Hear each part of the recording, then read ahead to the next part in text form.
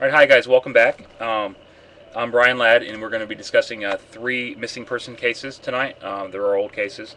Before we get started, I'd like to welcome back Deborah and Kinsley. How you guys doing? I'm doing fine, thanks. How are you? Fine. Another long day, another busy day. Kinsley, you said you're doing all right. Okay. Okay. So, as we usually do, we discuss any Amber Alert cases that are in the news. The show we did last night, I think, covered a lot of that. And I was just talking with Kinsley and Deborah, and there isn't really anything new, relevant that pertains to any one of the Amber Alert cases that's out there. Correct? Correct. Okay. Well, that said, we certainly hope that they'll all be located soon. We keep posting updates on missingpersonsforum.com, and if we get anything new, we will post it, and we'll do a show before we do the old cases that we're doing. So tonight we have three cases up. Case number 269, which is Joshua Garcia, 297, Robert Fritz, and case number 298, Gina Brooke. Okay, so we'll get started with Joshua. Let me get his picture up there for you guys.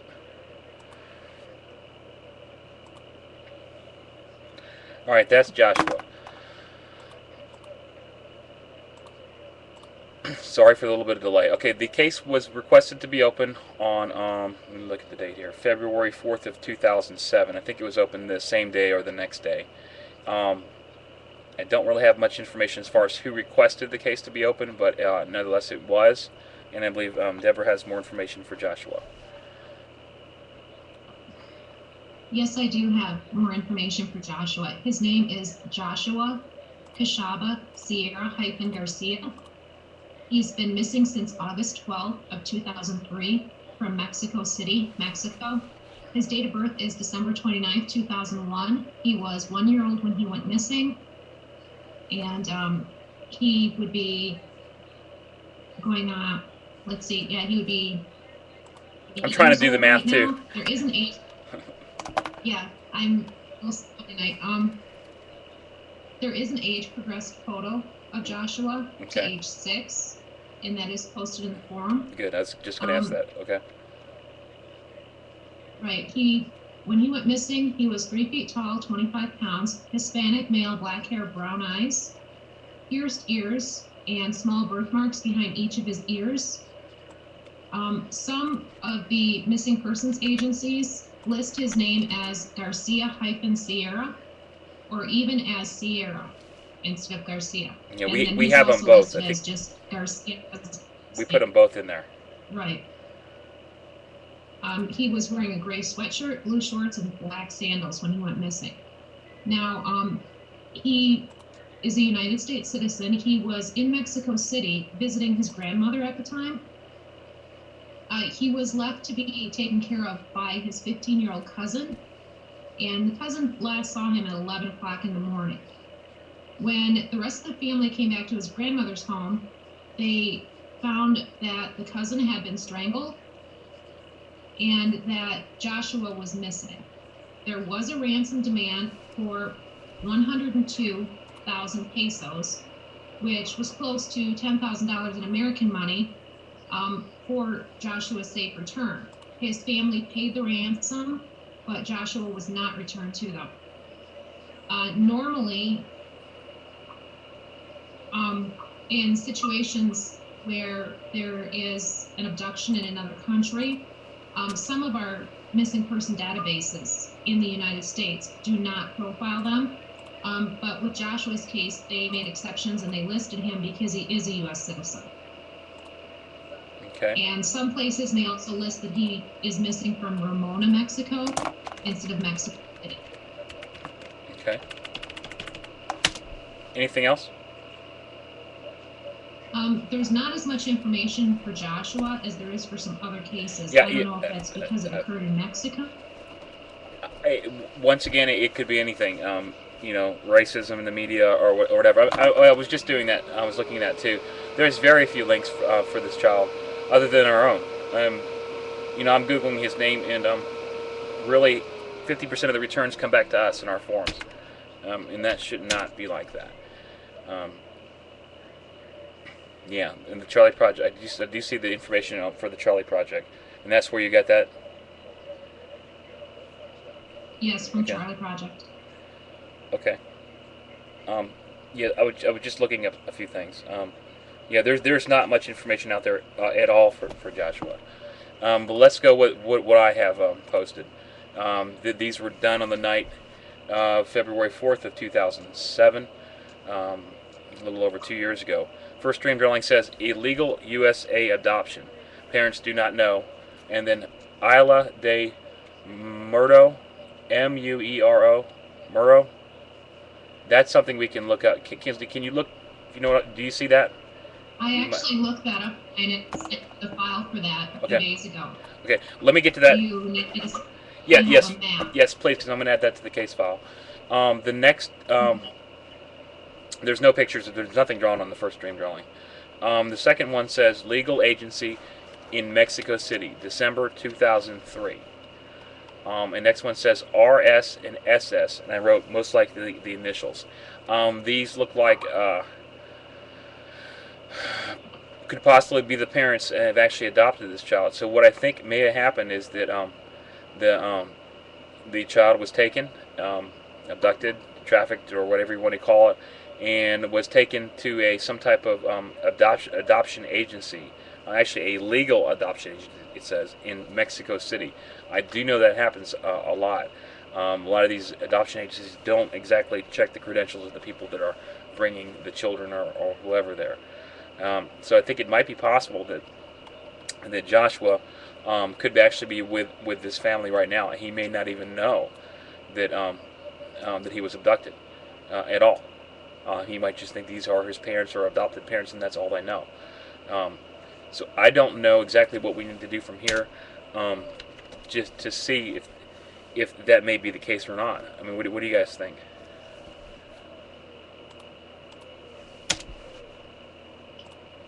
Kinsley? I would think that if he went missing, he would not know what's going on Right. with who he's with. He was too young to know at that point. You know, he wouldn't remember. He probably just thinks, that's where he's been his whole life. Mm-hmm. So I really don't know.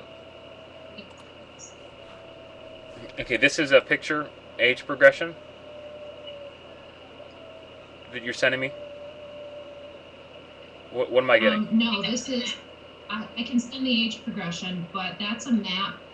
When I looked, you had Isle El Muro, Okay. Muero, Okay. and I found Isle El Muerto, Muerto.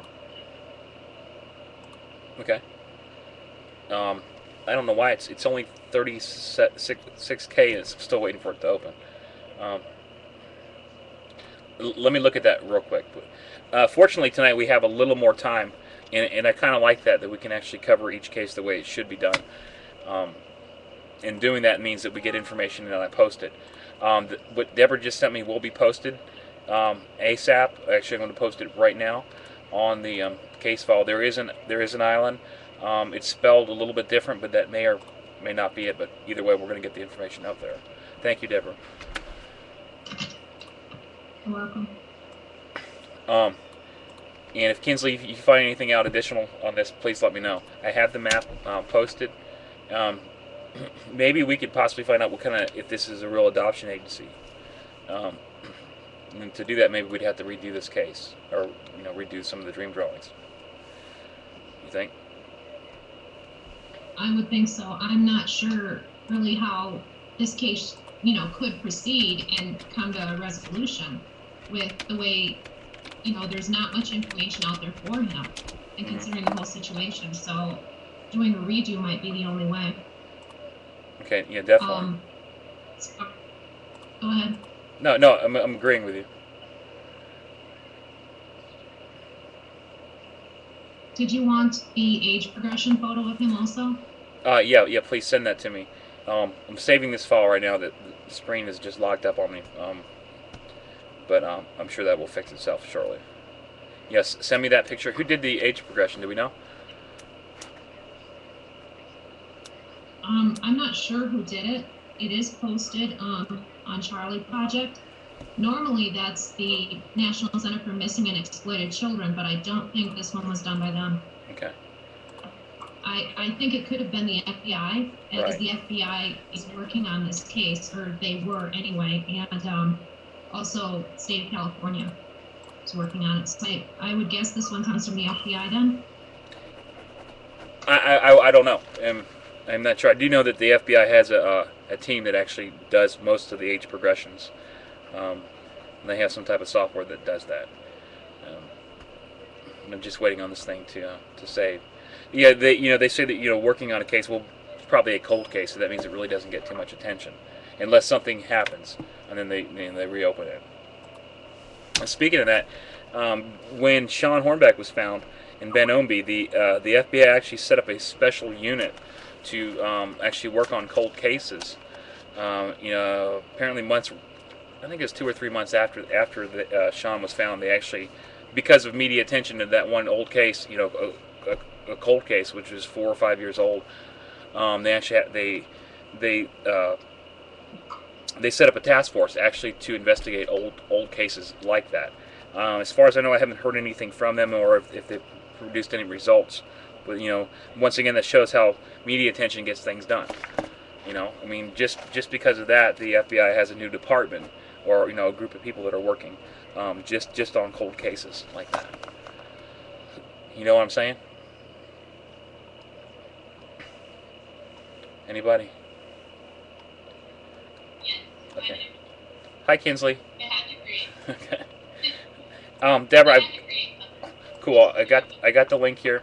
I'm not going to save any more pictures while we're online because the PC freezes up and then I lost everything I got until it does. Okay. I got that picture. Thank you, Deborah. Anything else for Joshua? Anything? As far as for Joshua, no. I think that in order to get anything, to happen, a redo is what's necessary. So Okay. I wrote that down. So yeah, there's some good research stuff I think on here. If that is an island there, I mean, more than likely it could be related somehow. And this adoption agency, there's actually a picture. While drawing, it looks to me like a building, and I didn't mention it. Actually, it really wasn't on here, was it? The letters VILLO. Does anybody know what that means? Oh, I can Google it.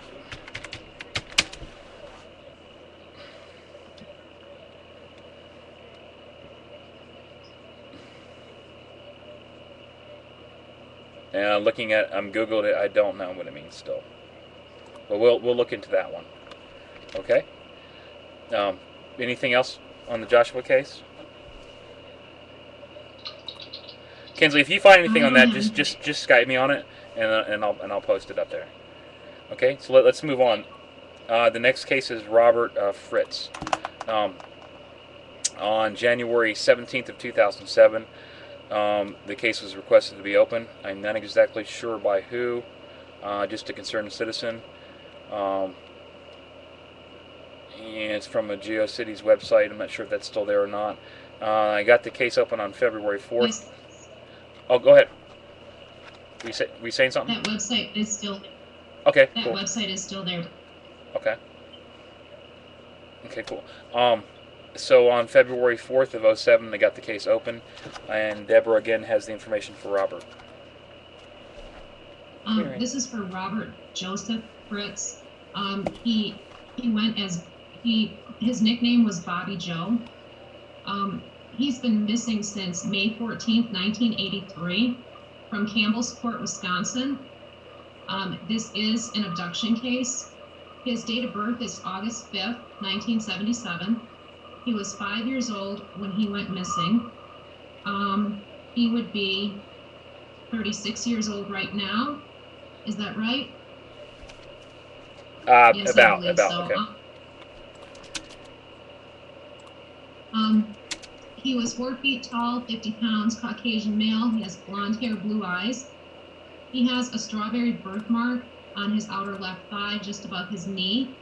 At the time that he went missing, that birthmark was approximately 2 inches by 3 inches, about the size of a cigarette pack. It may be larger now and lighter in color.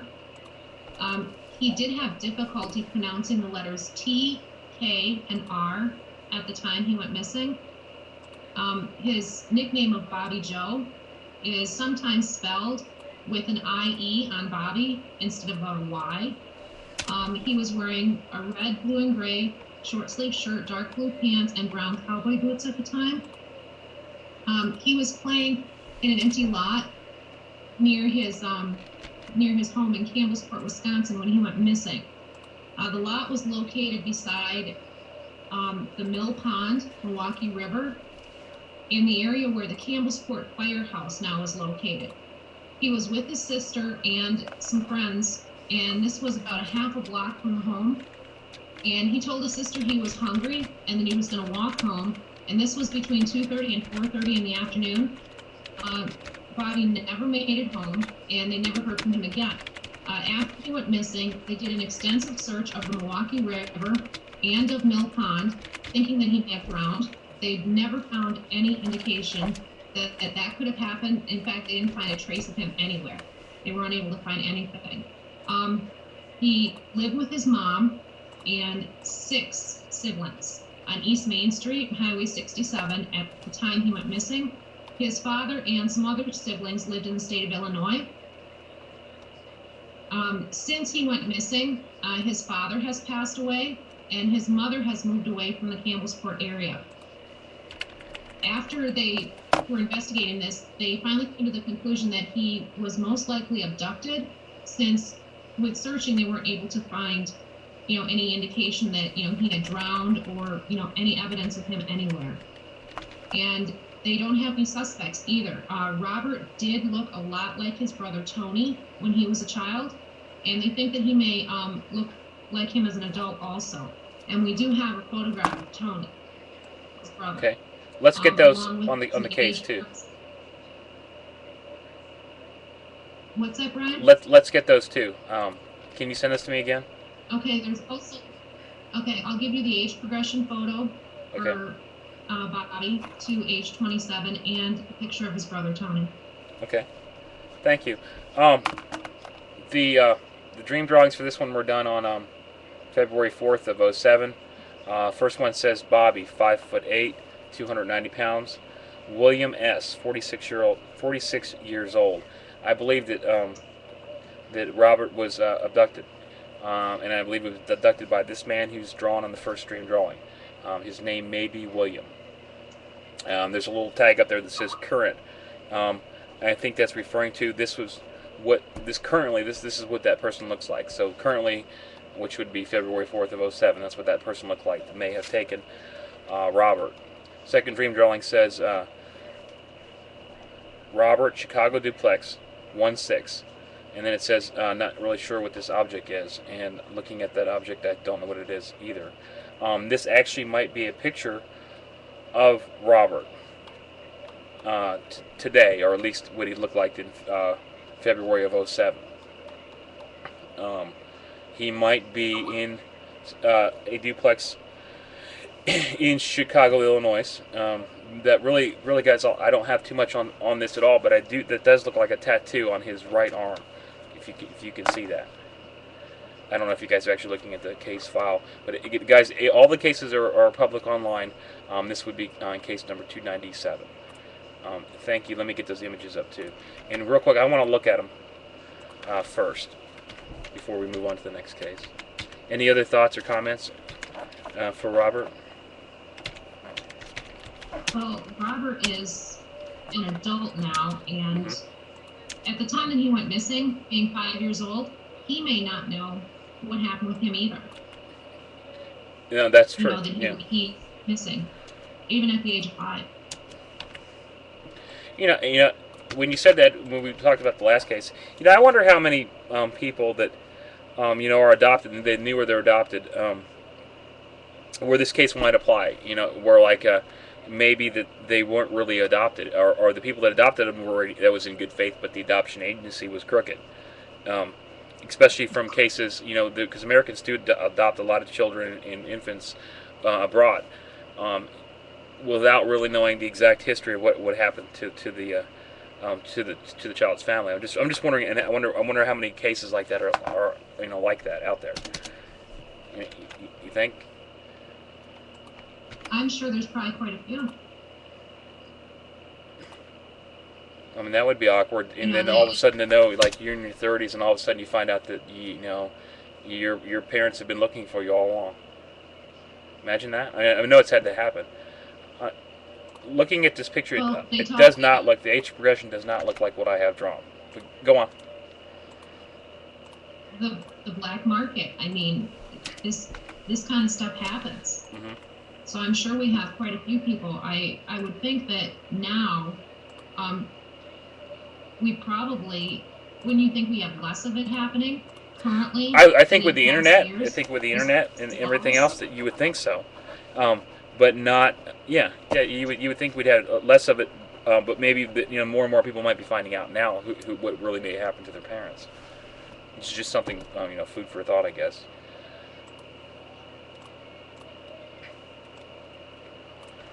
But I do know that there are crooked adoption agencies out there. I'm sure how many are in Mexico City, like the past case, but I'm sure it happens all the time.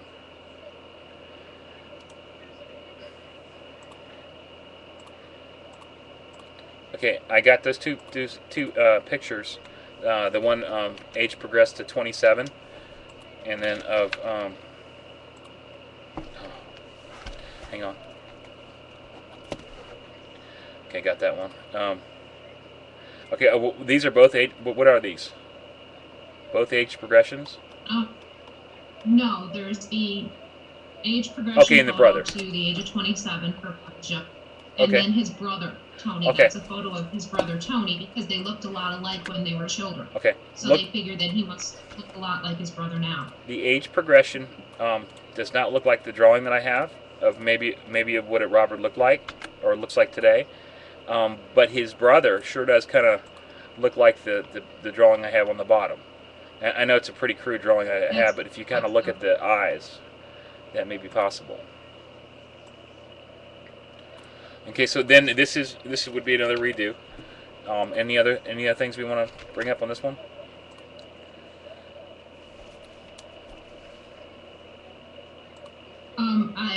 I don't know, if Bobby Joe would, find out what has happened to him, or anything like that, unless he were to be, searching himself. Right. Find out he's adopted and decide to search out his birth parents. And even then, I'm not so sure he'd find out. Right. So I wrote down redo for this one also. Okay. All right, thank you. Kinsley, anything on this one? I don't have anything. Okay. All right, let's move on. This is our last case of the night, case number 298, Gina Brooke. I'm not exactly sure who requested the case to be opened, but it is. And that was done on February 4th of 2007. And Deborah has more information for Gina. Her picture's up now on the site too. This is for Gina Dawn Brooks. She has been missing since August 5th, 1989 from Fredericktown, Missouri. This is classified as a non-family abduction also. Her date of birth is November 28th, 1975. She was 13 years old when she went missing. 5 feet tall, 108 pounds, Caucasian female, dark blonde hair, green eyes. She has several white fleck-type scars on the shin of her left leg. She was wearing a blue striped top, white shorts, and sneakers. She was last seen riding her 10-speed bicycle in Fredericktown, Missouri on August 5th, and this was between 10 and 10:30 at night. She was on her way to a friend's house when she went missing. There was a battered light gray, green, or blue station wagon with Missouri license plates in the vicinity that she was in at the same time that 2 witnesses heard a scream of "help me" in that area. The vehicle was heard driving away from that location shortly afterwards. They found her bicycle abandoned on a residential lawn on High Street in Fredericktown. And this was 5 blocks from her home, and they found it later that night. Um, there was no signs of her, and they did not see her again after that at all. There was 3 men that were implicated in her disappearance in 1998. So 9 years, after she went missing. That would be Nathan, Danny, Nathan D. He goes by Danny Williams, and he was charged with her murder in 1999. Investigators stated that he was identified by a witness, the man who was sitting in the back of that station wagon with Gina the night that she went missing. They also identified someone named Bryant Squires as the driver of the station wagon, and Bryant Squires has since passed away from cancer and AIDS-related complications. Apparently, he made a deathbed statement to nurses implicating Williams and himself in the abduction and the murder and in some other crimes.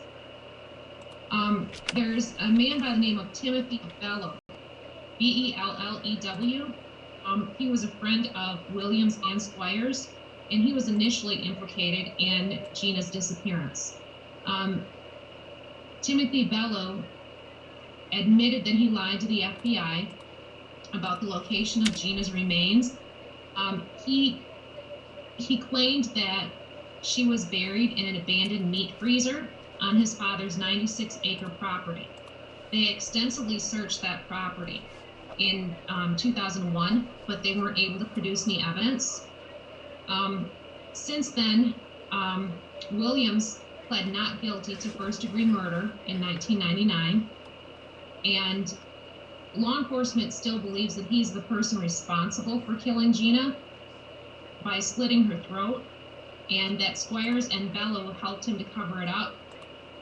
Williams and Bellew both have criminal records for sex offenses and other crimes, and then Bellew was charged with second-degree murder in her case.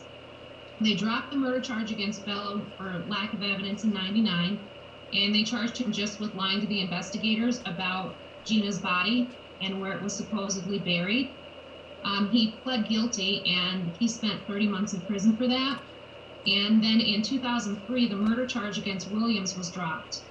Law enforcement still believes that these men were involved in Gina's presumed murder, but there's not enough evidence to convict them in a trial. Williams was also charged for a 1975 murder of a young woman, and they ended up dropping that charge also for lack of evidence, and that charge was dropped in 1998. He's currently in prison right now for an unrelated rape conviction. They have not located, Gina or any evidence of, where she could have been or is right now.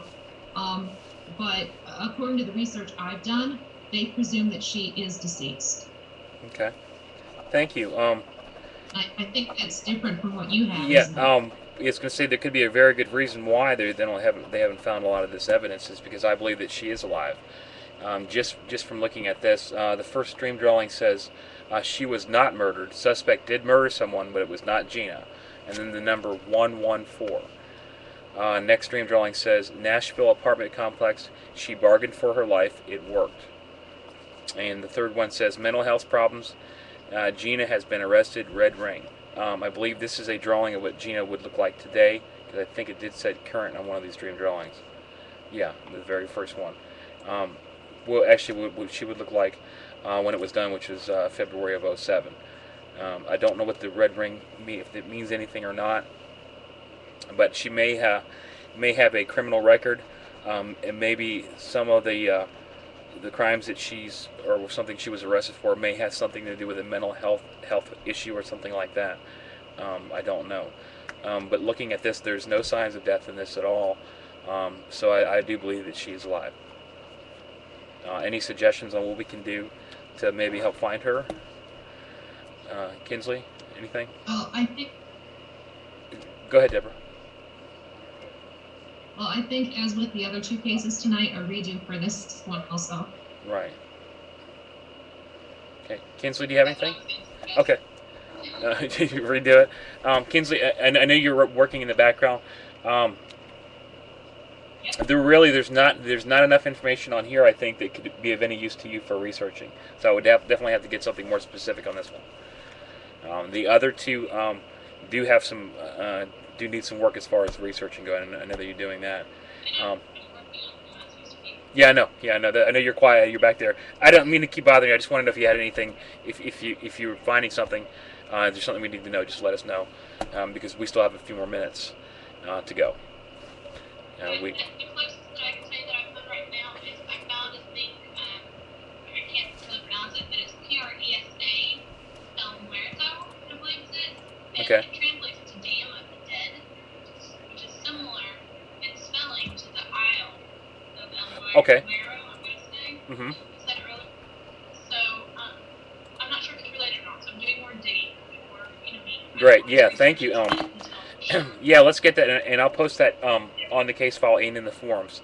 And speaking of forums, missingpersonforum.com. It's a new forum. We have another forum it was old. We actually couldn't update it because of the PHP version, so we switched to a new forum software. It's wonderful. I think it's working a lot faster. We don't have any of the issues with the MySQL database anymore.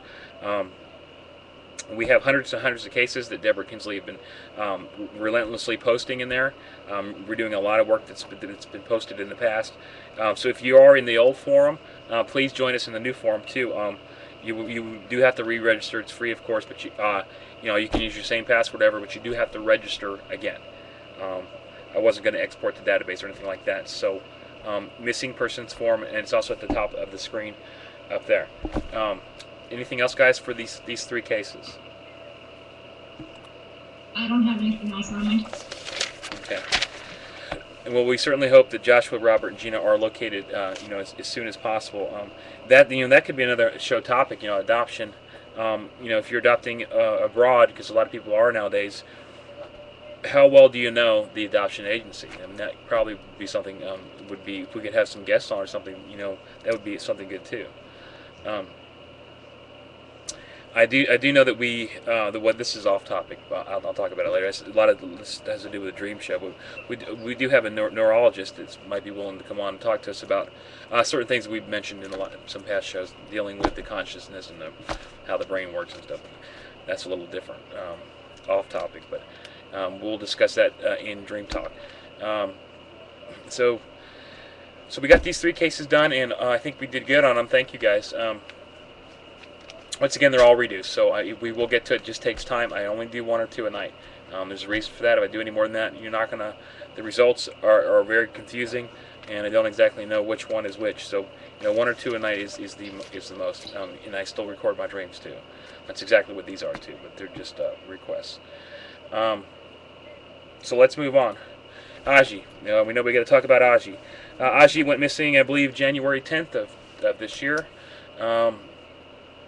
And as far as we know, he's still missing. Gail St. John, psychic, well-known psychic, is planning on going down there to help look for Adji.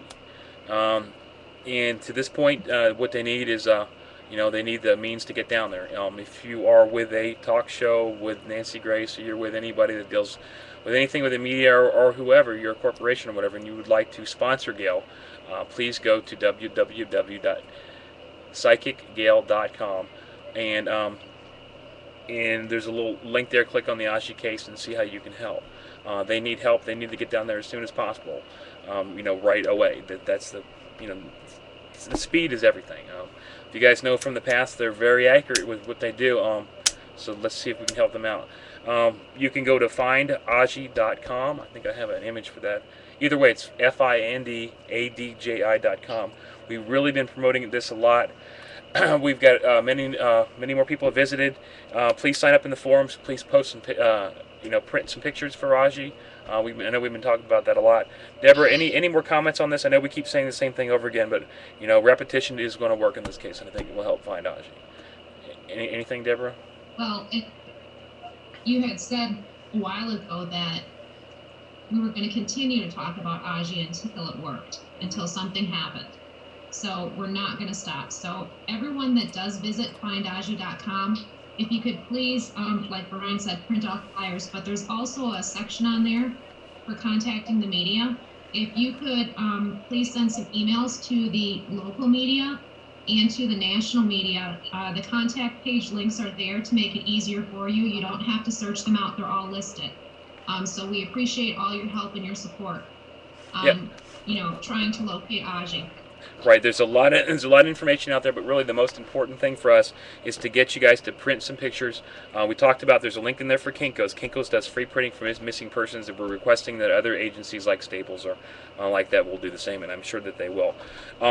This is a form you can set up, you can register. Everything is free. We do not take donations. I want to stress that we don't take donations. We don't want donations. All we want you to do is to get that picture out there. Contact whoever you think you need to, because if someone's going to find Adji alive, they're going to need to see a picture of him.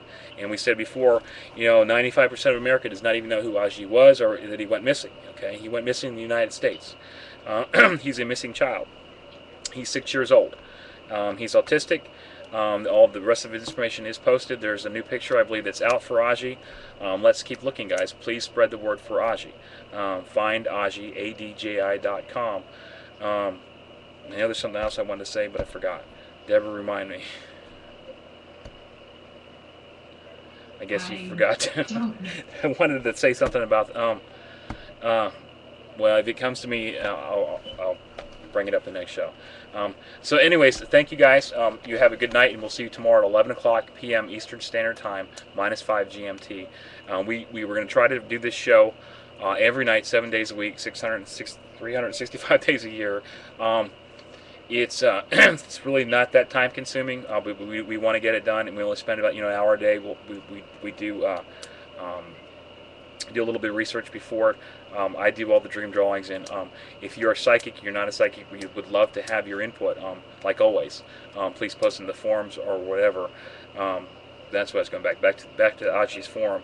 There's a lot of new information there for Adji. If you go in there, please spend some time. Just don't look at Adji's picture and then leave. Go in there and post something or whatever. Say, hey, I made a promise to print this picture out and put it at Walmart, put it at the post office or whatever. Put them up, because if Adji's alive and he's out there, there could be a very good possibility that somebody's already seen Adji, but they just didn't know he was missing. Okay, and Adji being the way he is not going to be saying, "Hey, help me." I seriously doubt it. So let's help bring this kid home and all the other kids. So thank you, Deborah, and thank you, Kinsley. You guys want to say anything else before we sign off? No, I don't have anything else. Just thank you to everyone that is listening and caring about the cause of locating these missing people, children and adults. Thank you. And thanks, Kinsley, for doing the work.